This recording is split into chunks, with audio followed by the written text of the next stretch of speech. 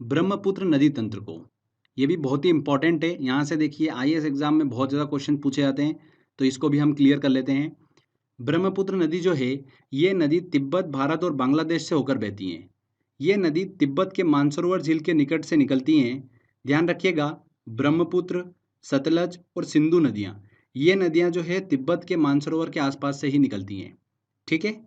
तिब्बत से निकलने वाली इस नदी को तिब्बत में यरलुंग जंगबो के नाम से जाना जाता है। किस नाम से जाना जाता है?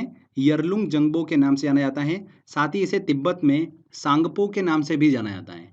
दोनों नाम ध्यान रखिएगा, यरलुंग जंगबो और सांगपो के नाम से जाना जाता है ब्रह्मपुत्र नदी को तिब्बत में। जब यह नदी भारत के असम घाटी में प्रवेश करती है, तब इसे यहाँ पर ब्रह्मपुत्र के नाम से जाना जाता है। साथ ही ब्रह्मपुत्र नदी को अरुणाचल प्रदेश में दिहांग के नाम से जाना जाता है। जब यह नदी असम घाटी में बहते हुए बांग्लादेश में प्रवेश करती हैं, तब इसे वहाँ पर जमुना के नाम से जाना जाता है। देखिए, तिब्बत में इसे यरलुंग जंगबो और सांगपो के नाम से जाना जाता है। भारत में इसे देखिए अरुणाचल प्रदेश में दिहांग के नाम से जाना जाता है। और जब ये बांग्लादेश में इंटर करती हैं, तब इसे जमुना के नाम से जाना जाता है। ठीक है, बांग्लादेश में इसे जमुना के नाम से जाना जाता है। बांग्लादेश में देखिए ये नदी जो है गंगा नदी मतलब पद्मा नदी के साथ में मिल जाती हैं और गंगा ब्रह्मपुत्र संयुक्त रूप से मेघना के नाम से आगे बढ़ती हैं। और विश्व का सबसे बड़ा नदी डेल्टा जो है सुंदरवन डेल्टा का निर्माण करते हुए बंगाल की खाड़ी में जाकर मिल जाती हैं। ठीक है फ्रेंड्स, वेरी वेरी इंपॉर्टेंट है। विश्व का सबसे बड़ा नदी डेल्टा जो है कौन निर्माण करती हैं? गंगा और ब्रह्मपुत्र नदी करती हैं, जिसे सुंदरवन डेल्टा कहते हैं। और लास्ट में ये मेघना नदी जो है बंगाल की खाड़ी में जाकर मिल जाती हैं। क्लियर हुआ आपको? ब्रह्मपुत्र नदी की देखिए सहायक नदियों की बात करते हैं, तो जितना मैं आपको बता रहा हूँ सारी इंपॉर्टेंट है, एक भी मत छोड़िएगा। हर एक सहायक नदी से रिलेटेड एग्जाम में क्वेश्चन पूछा जा चुका है। तीस्ता नदी ब्रह्मपुत्र की देखिए सहायक नदी है। कहाँ से निकलती है? सिक्किम से निकलती है।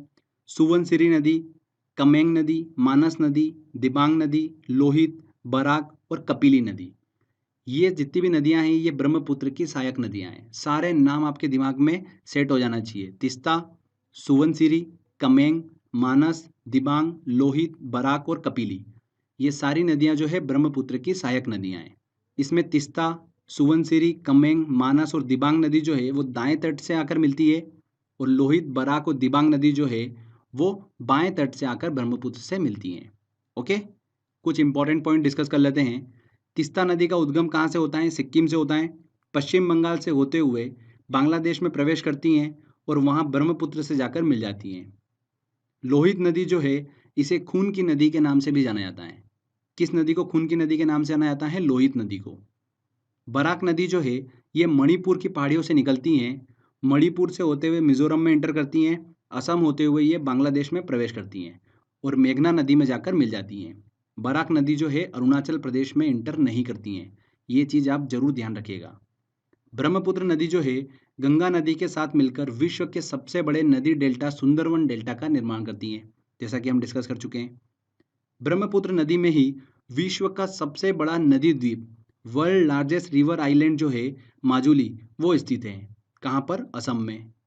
माजुली जो है वो विश्व का सबसे बड़ा नदी द्वीप है, ब्रह्मपुत्र नदी में स्थित है। ठीक है, असम में। ये चीज़ आप ध्यान रखिएगा। तो ये ब्रह्मपुत्र नदी तंत्र को हमने अच्छे से डिस्कस करा है। इसमें ब्रह्मपुत्र की सहायक नदियाँ जो मैंने आपको बताई है वो आप बिल्कुल ध्यान रखिएगा। वहाँ से एग्जाम में देखिए बहुत क्वेश्चन पूछे जाते हैं। तो फ्रेंड्स ये देखिए हमने अच्छे से हिमालयी नदी तंत्र को डिस्कस करा, जिसमें हमने सिंधु नदी तंत्र, गंगा नदी तंत्र और ब्रह्मपुत्र नदी तंत्र को अच्छे से डिस्कस करा है। क्लियर? इसके बाद देखिए आगे हम बात करते हैं प्रायद्वीपीय नदी तंत्र की, मतलब दक्षिण भारत की नदियों की। तो हिमालयी नदी तंत्र की तुलना में प्रायद्वीपीय नदी तंत्र जो है वो बहुत अधिक पुराना है। तो ऐसा मत समझिएगा कि हिमालयी नदी तंत्र बहुत अधिक पुराना है। प्रायद्वीपीय नदी तंत्र जो है वो सबसे ज़्यादा पुराना है। ठीक है। दक्षिण भारत की नदियाँ जो है वो प्रायः वृक्षनुमा अपवाह तंत्र का निर्माण करती हैं। किस तरीके का अपवाह तंत्र का निर्माण करती हैं? वृक्षनुमा अपवाह तंत्र का निर्माण करती हैं दक्षिण भारत की नदियाँ। प्रायद्वीपीय नदियों के अपवाह तंत्र में हम देखिए कौन कौन सी नदियों को डिस्कस करेंगे। नर्मदा नदी, ताप्ती नदी, माही नदी, गोदावरी, कृष्णा, कावेरी और महानदी को अच्छे से हम डिस्कस करने वाले हैं। इसमें देखिए नर्मदा, ताप्ती और माही नदी जो है वो अरब सागर में गिरती है, पश्चिम की ओर बहते हुए अरब सागर में गिरती हैं। जबकि गोदावरी, कृष्णा, कावेरी और महानदी जो है ये बंगाल की खाड़ी में गिरती हैं। चलिए सबसे पहले हम अरब सागर में गिरने वाली नदियों की बात करते हैं, जिसमें सबसे पहले आती है नर्मदा नदी। वेरी वेरी इंपॉर्टेंट है। मध्य प्रदेश के अमरकंटक से इसकी उत्पत्ति होती है। पश्चिम की ओर बहते हुए 1312 किलोमीटर की दूरी तय करने के बाद में ये खंबात की खाड़ी में जाकर मिल जाती हैं।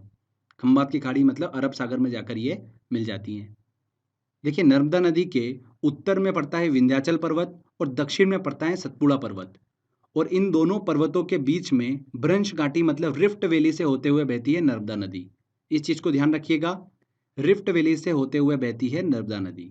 ओके, भ्रंश घाटी से होते हुए बहती है नर्मदा नदी। यह नदी मध्य प्रदेश की सबसे बड़ी नदी है। सबसे लंबी नदी कौन सी है? मध्य प्रदेश की नर्मदा नदी है। इसे मध्य प्रदेश की जीवन रेखा कहा जाता है। नर्मदा नदी की सहायक नदियों की बात करें तो उसमें आती है ओरसंग, तवा नदी जो कि बहुत ज़्यादा फेमस है, शेर नदी, ये सभी नर्मदा नदी की सहायक नदियां हैं। ध्यान रखिएगा अमरकंटक से दो नदियां निकलती हैं, एक नर्मदा नदी और एक सोन नदी। सोन नदी हमने पहले डिस्कस करा था, जो कि गंगा नदी में जाकर मिल जाती है पटना के पास में। नर्मदा नदी निकलती हैं जो कि भ्रंश घाटी से बहते हुए खंबात की खाड़ी में जाकर मिल जाती हैं। ओके, इसके बाद देखिए हम बात करते हैं अब ताप्ती नदी की, जो कि मध्य प्रदेश के बैतूल जिले के निकट सतपुड़ा पहाड़ियों से निकलती हैं, और ये नदी मध्य प्रदेश, महाराष्ट्र, गुजरात से प्रवाहित होते हुए अरब सागर में जाकर मिल जाती हैं। फ्रेंड्स ध्यान रखिएगा, ताप्ती नदी और नर्मदा नदी दोनों नदियां जो है वो भ्रंश घाटी से होते हुए बहती हैं। ठीक है, वेरी वेरी इंपॉर्टेंट पॉइंट है। ताप्ती नदी और नर्मदा नदी जो है ये भ्रंश घाटी से मतलब रिफ्ट वैली से होते हुए बहती हैं। इसके बाद देखिए माही नदी की बात करते हैं। इस नदी का उद्गम मध्य प्रदेश के धार जिले के समीप विंध्याचल पर्वत श्रेणी से होता है। मध्य प्रदेश से देखिए ये पश्चिम की ओर राजस्थान, गुजरात में बहते हुए ये नदी खंबात की खाड़ी में जाकर गिर जाती हैं। माही नदी जो है वो भारत की एकमात्र ऐसी नदी है जो कर्क रेखा को 2 बार काटती है। कौन सी नदी? माही नदी। ठीक है फ्रेंड्स, तो ये हमने अच्छे से डिस्कस करा। नर्मदा नदी, ताप्ती नदी और माही नदी जो है वो पश्चिम की ओर बहते हुए खंबात की खाड़ी मतलब अरब सागर में जाकर मिल जाती हैं। इसमें ध्यान रखिएगा ताप्ती नदी और नर्मदा नदी जो है वो रिफ्ट वैली मतलब भ्रंश घाटी से होते हुए बहती हैं। और स्टार्टिंग में हमने डिस्कस करा था कि ताप्ती नदी और नर्मदा नदी जो है वो एस्चुरी का निर्माण करती हैं। जब ये समुद्र से मिलती है वहां पर एस्चुरी का निर्माण करती हैं। कौन सी नदी? ताप्ती नदी और नर्मदा नदी। साथ ही ध्यान रखिएगा गोवा में बहने वाली मंडोवी नदी, जिसे मांडवी नदी कहते हैं, वो भी एस्चुरी का निर्माण करती हैं। Okay, very very important point है ये, इस चीज को ध्यान रखिएगा। नर्मदा नदी, ताप्ती नदी एस्चुरी का निर्माण करती हैं। आगे अब देखिए पूर्व की ओर बहने वाली नदियों की बात करते हैं। उसमें सबसे पहले हम डिस्कस करेंगे गोदावरी नदी। बहुत ही इंपॉर्टेंट है। इस नदी की कुल लंबाई कितनी है? 1465 किलोमीटर है। ये प्रायद्वीपीय भारत की सबसे लंबी नदी है। ध्यान रखिएगा वर्ड को, प्रायद्वीपीय भारत की सबसे लंबी नदी कौन सी है? गोदावरी नदी। भारत की सबसे लंबी नदी पूछा जाता है तो गंगा नदी है। ठीक है, वर्ड को आप ध्यान रखिएगा। ये नदी जो है महाराष्ट्र के नासिक जिले के त्र्यंबकेश्वर से निकलती हैं और दक्षिण पूर्व की ओर बहते हुए बंगाल की खाड़ी में जाकर गिर जाती हैं। ध्यान रखिएगा गोदावरी नदी की सहायक नदियों की बात करें, क्योंकि गोदावरी नदी का भी अपना एक अपवाह तंत्र है, तो इसकी सहायक नदियां हैं कौन कौन सी? पेनगंगा, इंद्रावती और प्रणहिता। इंद्रावती बहुत ही इंपॉर्टेंट है, ये तो आपके दिमाग में फिट हो जाना चाहिए कि गोदावरी नदी की देखिए सहायक नदी इंद्रावती। तो पेनगंगा, इंद्रावती और प्रणहिता ये गोदावरी नदी की सहायक नदियां हैं। यहाँ से देखिए एग्जाम में क्वेश्चन पूछा गया था, आईएएस एग्जाम में क्वेश्चन पूछा गया था यहाँ पर 2015 में। तो क्लियर हुआ। आगे बात करते हैं फ्रेंड्स कृष्णा नदी की। कृष्णा नदी जो है वो प्रायद्वीपीय भारत की दूसरी सबसे बड़ी नदी है। इसका उद्गम जो है महाराष्ट्र के महाबलेश्वर के पास से होता है। कृष्णा नदी जो है महाराष्ट्र से होते हुए कर्नाटक, तेलंगाना और आंध्र प्रदेश से बहते हुए बंगाल की खाड़ी में जाकर गिर जाती हैं। कृष्णा नदी की प्रमुख सहायक नदियों की बात करें तो उसमें तुंगभद्रा, भीमा और कोयना नदी है। कृष्णा नदी की 3 सहायक नदियां तुंगभद्रा, कोयना और भीमा नदी है। ध्यान रखिएगा कृष्णा नदी जल विवाद जो है वो कृष्णा नदी के जल बंटवारे से संबंधित है, जो कि आंध्र प्रदेश, कर्नाटक और महाराष्ट्र के बीच 1957 से चल रहा है। ठीक है, कृष्णा नदी जल विवाद जो है वो आंध्र प्रदेश, कर्नाटक और महाराष्ट्र से संबंधित है। इसके बाद देखिए अगली नदी की बात करते हैं हम, वो है महानदी। महानदी की देखिए लंबाई कितनी है? 851 किलोमीटर है। महानदी छत्तीसगढ़, उड़ीसा की प्रमुख नदी है। इसका उद्गम छत्तीसगढ़ के रायपुर के निकट सिहावा पहाड़ी से होता है, और ये नदी पूर्व की ओर बहते हुए उड़ीसा में प्रवेश करती हैं और डेल्टा का निर्माण करते हुए बंगाल की खाड़ी में जाकर गिर जाती हैं। ध्यान रखिएगा महानदी की सबसे इंपॉर्टेंट सहायक नदी जो है वो कौन सी है? तेल नदी है। ये एग्जाम में क्वेश्चन पूछा जाता है यहाँ से कि तेल नदी किस नदी की सहायक नदी है? तो महानदी की सहायक नदी है तेल नदी। साथ ही जोंक नदी जो है वो भी महानदी की सहायक नदी है। इसके बाद बात करते हैं कावेरी नदी की। इस नदी की लंबाई जो है वो कितनी है? 800 किलोमीटर है। कर्नाटक के कुर्ग के निकट ब्रह्मगिरी पहाड़ियों से निकलती हैं और कर्नाटक तमिलनाडु से बहते हुए तिरुचिरापल्ली के निकट बंगाल की खाड़ी में जाकर गिर जाती हैं। ध्यान रखिएगा, इसे दक्षिण भारत की गंगा के नाम से भी जाना जाता है। किसे? कावेरी नदी को। दक्षिण भारत की गंगा के नाम से किसे जाना जाता है? कावेरी नदी को जाना जाता है। ये देखिए, हमने यहाँ पर प्रायद्वीपीय भारत की नदियों को अच्छे से डिस्कस करा। इसमें ध्यान रखिएगा फ्रेंड्स, गंगा नदी, कृष्णा नदी, कावेरी नदी, महानदी जो है ये डेल्टा का निर्माण करती है। ठीक है, एस्चुरी का निर्माण नहीं करती हैं। कृष्णा नदी, महानदी, कावेरी नदी, गोदावरी नदी ये डेल्टा का निर्माण करती हैं। ठीक है, जिसमें कृष्णा नदी, गोदावरी नदी जो है वो भारत का दूसरा सबसे बड़ा डेल्टा जो है वो बनाती हैं। पहला कौन बनाती है? गंगा ब्रह्मपुत्र नदी भारत का सबसे बड़ा डेल्टा बनाती हैं। दूसरा कृष्णा और गोदावरी नदी बनाती हैं। इंपॉर्टेंट है ये चीज़ भी। इसके बाद देखिए कुछ और इंपॉर्टेंट नदियों को भी हम डिस्कस कर लेते हैं जहाँ से एग्जाम में क्वेश्चन बन जाता है। स्वर्ण रेखा नदी झारखंड में बहने वाली एक पहाड़ी नदी है। ये नदी रांची के निकट छोटा नागपुर के पठार से निकलती है। झारखंड से निकलकर पश्चिम बंगाल, उड़ीसा से होते हुए बंगाल की खाड़ी में जाकर गिर जाती हैं।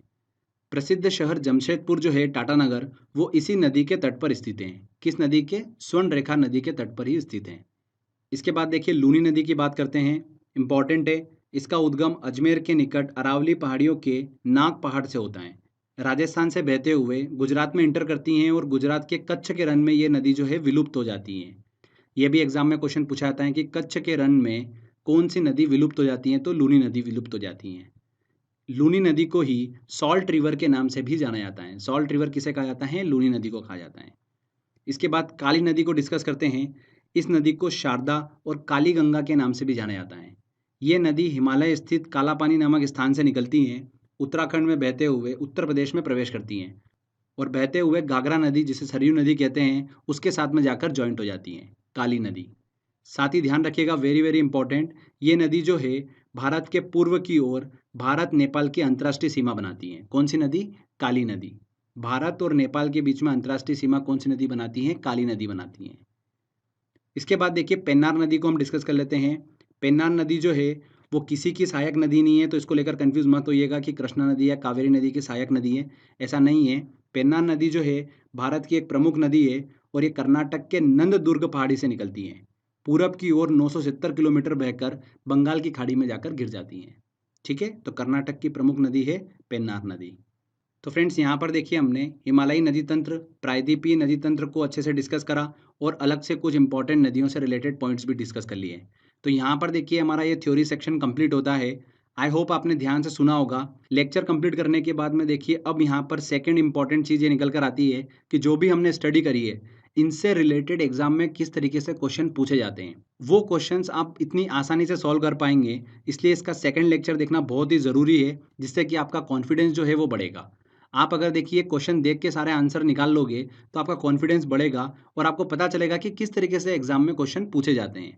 ठीक है, तो इसका सेकंड लेक्चर जो है जिसमें सारे इंपॉर्टेंट क्वेश्चंस को मैंने सॉल्व करा है, वो लेक्चर जरूर देखिएगा और अपना कॉन्फिडेंस जो है वो बढ़ाइएगा, क्योंकि यहाँ से 1 या 2 नंबर जो है वो ज़रूर एग्जाम में पूछे जाते हैं।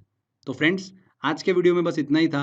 आई होप आपको ये वीडियो काफ़ी पसंद आया होगा। अगर अच्छा लगा है तो प्लीज़ वीडियो को लाइक करिएगा, शेयर करिएगा और कमेंट करके ज़रूर बताइएगा कि वीडियो कैसा लगा। अगर आपने अभी तक चैनल को सब्सक्राइब नहीं करा है तो सब्सक्राइब भी कर लीजिए, क्योंकि इस तरीके के बेनिफिशियल वीडियो जब भी मैं अपलोड करूँगा आपको उसका बेनिफिट मिलता रहेगा। तो फ्रेंड्स मिलते हैं अगले वीडियो में। जय हिंद, जय भारत।